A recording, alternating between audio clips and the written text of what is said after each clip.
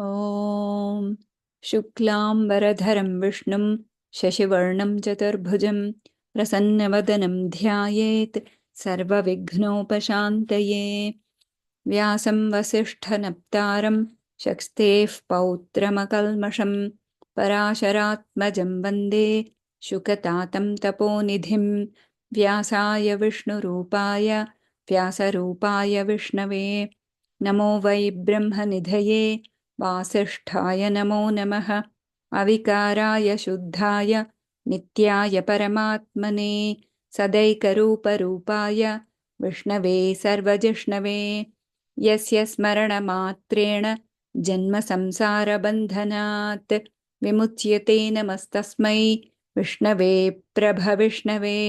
ॐ नमो विष्णवे प्रभविष्णवे सच्चिदानन्दरूपाय कृष्णाय क्लिष्टकारिणे नमो वेदान्तवेद्याय गुरवे बुद्धिसाक्षिणे कृष्णद्वैपायनं व्यासं सर्वलोकहिते रतं वेदान्तभास्करं वन्दे शमादिनिलयं मुनिं।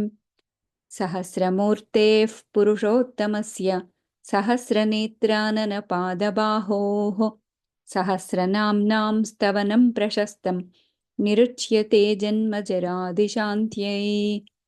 श्रीवैशम्पायन उवाच श्रुत्वा धर्मानशेषेण पावनानि च सर्वशः युधिष्ठिरः शान्तनवं पुनरेवाभ्यभाषत। युधिष्ठिर उवाच किमेकं दैवतं लोके किं वाप्येकं परायणं स्तुवन्तः कमर्चन्तः प्राप्नुयुर्मानवाः शुभम्। को धर्मः सर्वधर्माणां भवतः परमो मतः किं जपन्मुच्यते जन्तुर्जन्म संसारबन्धनात्।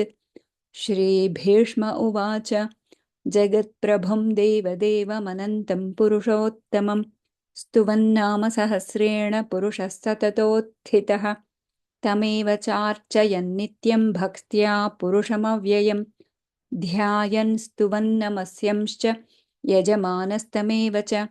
अनादिनिधनं विष्णुं सर्वलोकमहेश्वरं लोकाध्यक्षं स्तुवन्नित्यं सर्वदुःखातिगो भवेत्।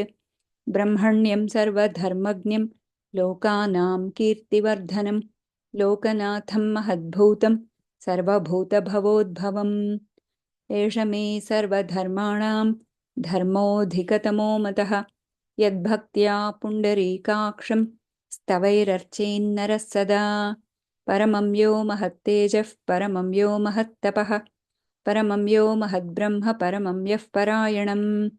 पवित्राणां पवित्रं यो मङ्गलानां च मङ्गलं दैवतं देवतानां च भूतानां यो व्ययः पिता यतः सर्वाणि भूतानि भवन्त्यादियुगागमे यस्मिंश्च प्रलयं यान्ति पुनरेव युगक्षये तस्य लोकप्रधानस्य जगन्नाथस्य भूपते विष्णोर्नामसहस्रं मे शृणु पापभयापहं यानि नामानि गौणानि विख्यातानि महात्मनः ऋषिभिः परिगीतानि तानि वक्ष्यामि भूतये।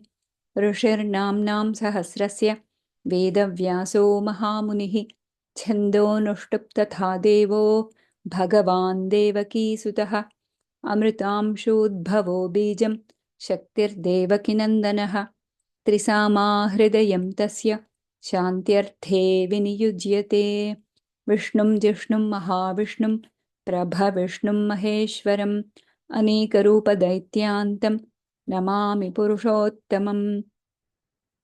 अस्य श्रीविष्णोर्दिव्यसहस्रनामस्तोत्रमहामन्तस्य